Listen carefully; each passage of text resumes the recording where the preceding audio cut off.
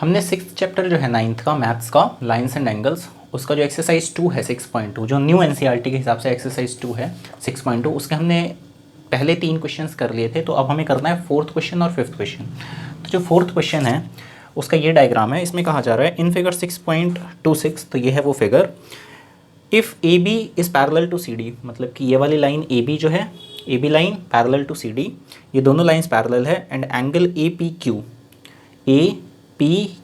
Angle is 50 degree and angle P R and D this is 127 degree, find X and Y, मतलब कि ये x निकालना है तुम्हें और वाई निकालना है। ठीक है, मतलब हमें एक्स और वाई निकालना है। तो हम कैसे निकालेंगे? तो इसमें हम देखो क्या करेंगे। हमने ये पढ़ा था ना, एक ऑल्टरनेट एंगल्स वाला प्रॉपर्टी पढ़ा था कि ये दो लाइंस हैं और ये ट्रांसवर्सल है, तो ये जो ऑल्टरनेट एंगल्स होते हैं ये इक्वल होते हैं। तो हम x उसी तरह से निकाल लेंगे। ये जो x है ये 50 डिग्री है, ये लाइन और ये लाइन पैरेलल है, पी क्यू एक तरह से ट्रांसवर्सल का काम कर रहा है, तो 50 डिग्री और ये x, ये दोनों बराबर होंगे, तो x इज इक्वल टू हो जाएगा 50 डिग्री। तो हेयर हम शुरू करेंगे, here angle A P Q is equal to angle P Q R. ऐसा क्यों? ऐसा इसलिए क्योंकि ये ऑल्टरनेट एंगल्स हैं। ठीक है, और ऑल्टरनेट एंगल्स जो होते हैं वो इक्वल होते हैं, ऑल्टरनेट एंगल्स।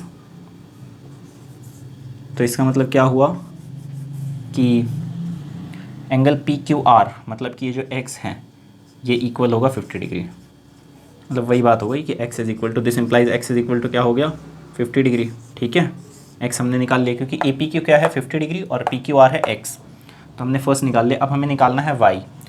तो फिर से हम यही देखते हैं कि एंगल ए पी आर, ये जो एंगल है ये पूरा एंगल, और ये 127 डिग्री जो है मतलब पी आर डी, ये दोनों आपस में ऑल्टरनेट एंगल्स हैं। और इस बार ट्रांसवर्सल का काम कौन कर रहा है? पी आर ट्रांसवर्सल का काम कर रहा है। तो फिर इन दोनों का जो सम होगा वो 127 के बराबर होगा, तो फिर वाई हमें मिल जाएगा। तो also angle A P R is equal to angle P R D. इसका भी सेम रीज़न है,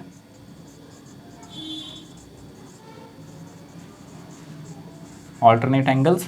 तो एंगल ए पी आर कितना है 50 डिग्री प्लस वाई। ठीक है, A P R is equal to 50 degree plus Y, and angle P R D is equal to 127 degree. तो Y is equal to कितना हुआ 127 degree minus 50 degree. This implies कि Y is equal to 127 minus 50, ये हो जाएगा 77 degree. तो इसकी value कितनी आ गई 77 डिग्री। ठीक है,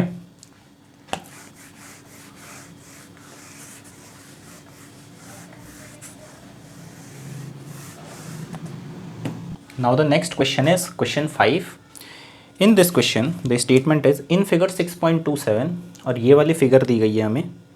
ठीक है, PQ and RS are two mirrors placed parallel to each other. An incident ray AB strikes the mirror PQ at B. The reflected ray moves along the path BC and strikes the mirror RS at C and again reflects back along CD. Prove that AB is parallel to CD. मतलब कि ये बोला जा रहा है कि दो mirrors हैं। ठीक है, मिरर को ऐसे दिखाते हैं, इस तरह से दिखाते हैं। तो जिधर की तरफ ये छोटे छोटे, मतलब ये हमने एक तरह से डॉट्स लगा रखे हैं या छोटे छोटे लाइंस लगाए हुए हैं, वो क्या है, इधर वाला रफ सरफेस होता है,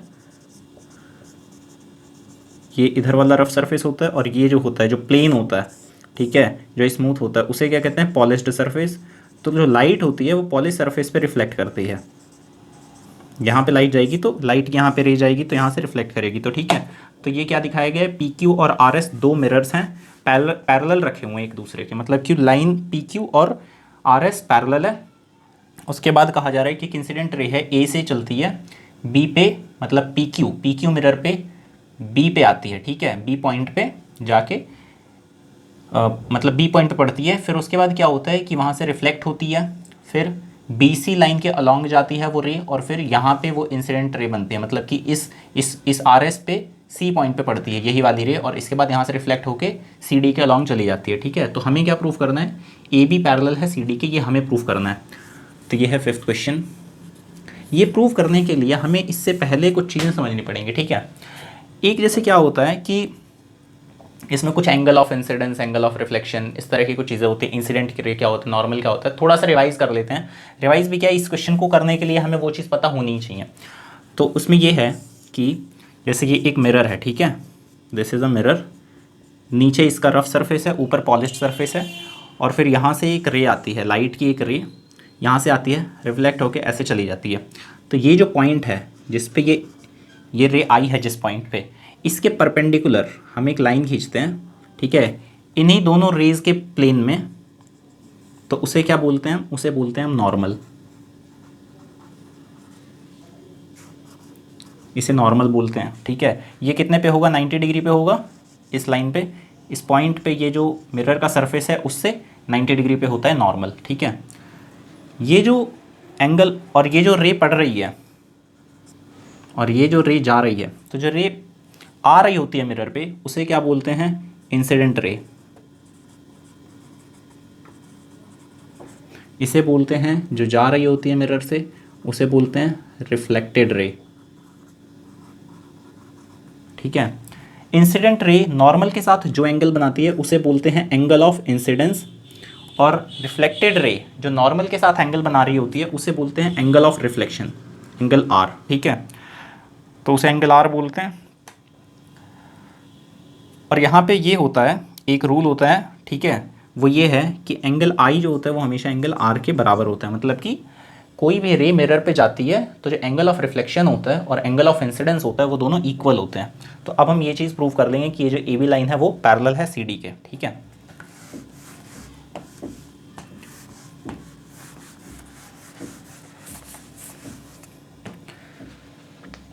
यहाँ इस बी पॉइंट पे जो नॉर्मल बनेगा वो कौन सा बनेगा, देखो क्या करते हैं, इस बी पॉइंट पे एक नॉर्मल बनेगा, तो ये वाला मान लो वो नॉर्मल है, ठीक है, और इसको हमने एक्सटेंड किया यहाँ तक, तो ये नॉर्मल है, तो नॉर्मल का मतलब ये है कि वो 90 डिग्री पे होगा, तो ये 90 डिग्री है, ठीक है। अब ये जो पी क्यू लाइन है और आर एस लाइन है, ये दोनों क्या है, ये दोनों लाइंस पैरेलल हैं। और ये जो बी यहाँ पे मान लो ये जो बी से हमने नॉर्मल खींचा है वो आर एस को मान लो कि एम पे इंटरसेक्ट करता है, ठीक है। तो ये जो बी एम लाइन है ये ट्रांसवर्जल है। अब ये ट्रांसवर्जल है तो हमें मालूम है कि अगर यहाँ पे 90 डिग्री होगा तो यहाँ पर क्या होगा, 180 माइनस 90, मतलब कि सेम साइड इंटीरियर एंगल्स जो होते हैं उनका सम 180 डिग्री होता है। तो ये वाला एंगल और ये वाला angle same side interior angles हैं, तो ये 90 हुआ तो ये भी 90 होगा, ठीक है। एट द सेम टाइम हम ये भी देखेंगे कि हम सी से भी खींचते हैं, ठीक है। तो सी से हमने नॉर्मल खींचना शुरू किया इस तरह से, कुछ सी से हमने नॉर्मल खींचा, ये है 90 डिग्री और ये 90 होगा तो ये भी 90 होगा, ठीक है। उसके बाद क्या होता है कि एंगल ऑफ इंसिडेंस और एंगल ऑफ रिफ्लेक्शन बन रहे हैं।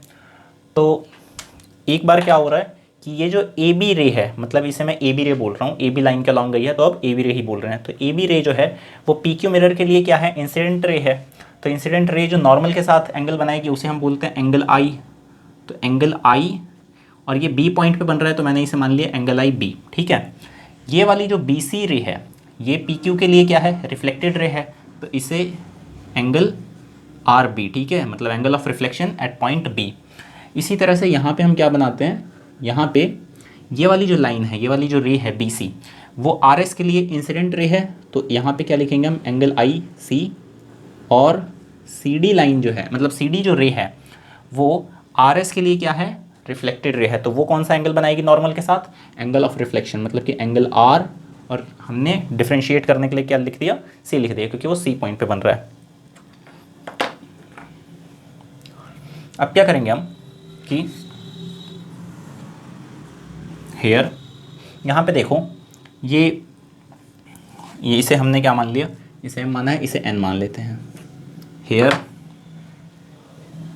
क्या हो रहा है कि जो बी एम लाइन है वो पैरेलल है सी एन के, ठीक है, क्योंकि ये भी 90 है, ये भी 90 है, वो भी 90 है, वो भी 90 है। तो 90 की वजह से एक तरह से क्या बन रहा है, ये रेक्टेंगल बन रहा है, क्योंकि रेक्टेंगल के जो चारों साइड्स होते हैं वो 90 डिग्री, चारों जो एंगल होते हैं वो 90 डिग्री के होते हैं। तो यहाँ पर भी 90 डिग्री हो रहा है। तो ये जो बी एम सी एन ये क्या है, एक तरह से एक रेक्टेंगल है, और रेक्टेंगल है तो रेक्टेंगल में आमने सामने की जो लाइंस होती हैं वो पैरेलल होती हैं। तो इसी तरह से हम क्या लिख रहे हैं कि बी एम जो है वो पैरेलल है सी एन के। अगर ये दोनों लाइंस पैरेलल होंगी और एक बात और देख लेते हैं कि angle I is equal to angle R B है, angle I B is equal to angle R B. क्यों? क्योंकि एंगल ऑफ इंसिडेंस जो होता है वो बराबर होता है एंगल ऑफ रिफ्लेक्शन के। ये वाली बात लिख देते हैं यहाँ पे, angle of incidence is equal to angle of reflection. ठीक है, इसी प्रकार से एंगल आई सी जो होगा वो एंगल आर सी के बराबर होगा। इसको एक्सटेंड कर देते हैं, मतलब यही रीज़न होगा ना यहाँ पे, तो इसलिए हमने इस ब्रैकेट को थोड़ा बड़ा कर दिया। इन दोनों बातों के लिए यही वाला रीज़न है। ठीक है, एट द सेम टाइम हम ये भी देख रहे हैं कि बी एम पैरेलल है सी एन के, तो इसका मतलब क्या हुआ कि ये वाला जो एंगल होगा और ये वाला जो एंगल होगा ये दोनों भी बराबर होंगे। क्यों? क्योंकि ये बी एम और सी एन पैरेलल लाइन है, बी सी एक तरह से ट्रांसवर्सल का काम कर रहा है, इस तरह से कर रहा है ना, ऐसे कर रहा है, तो ये वाला एंगल और ये वाला एंगल ये दोनों क्या होंगे? इक्वल होंगे, ऑल्टरनेट एंगल्स होंगे। इस बात को यहाँ लिख रहे हैं। ठीक है, हेयर ऑल्सो बी एम जो है पैरेलल है सी एन के, दिस इम्प्लाइज कि एंगल आर बी जो होगा वो बराबर होगा एंगल आई सी के। क्यों? क्योंकि ऑल्टरनेट एंगल्स।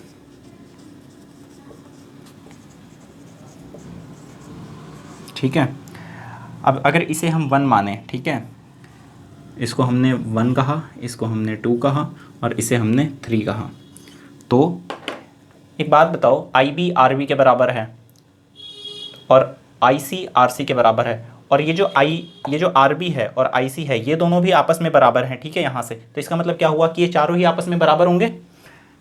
फ्रॉम लिख देंगे हम, from first second and third angle I B is equal to angle R B, और ये एंगल आर बी जो है वो आई सी के बराबर है, angle I C is equal to, और ये जो आई सी है वो एंगल आर सी के बराबर है, तो ये चारों आपस में इक्वल हुए।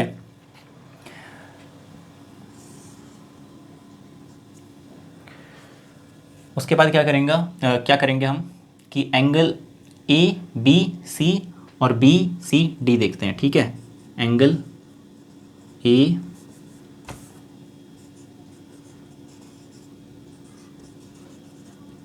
ए B C is equal to कितना है? Angle I B plus angle R B is equal to angle I B plus, ये आर बी जो है वो आई बी के बराबर है, तो यहाँ पर भी हम क्या लिख सकते हैं?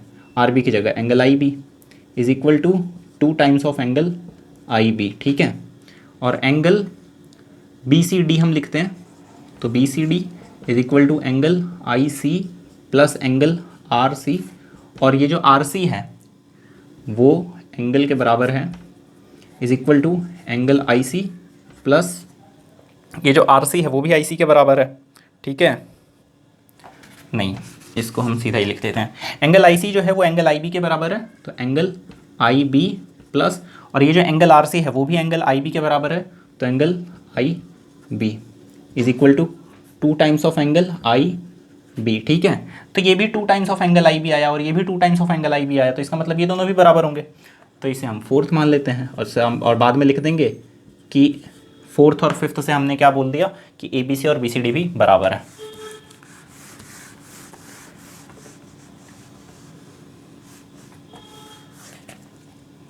दिस इम्प्लाइज नहीं, ऐसे लिख देंगे कि from 4th and 5th angle A B C जो है वो बराबर है एंगल बी सी डी के।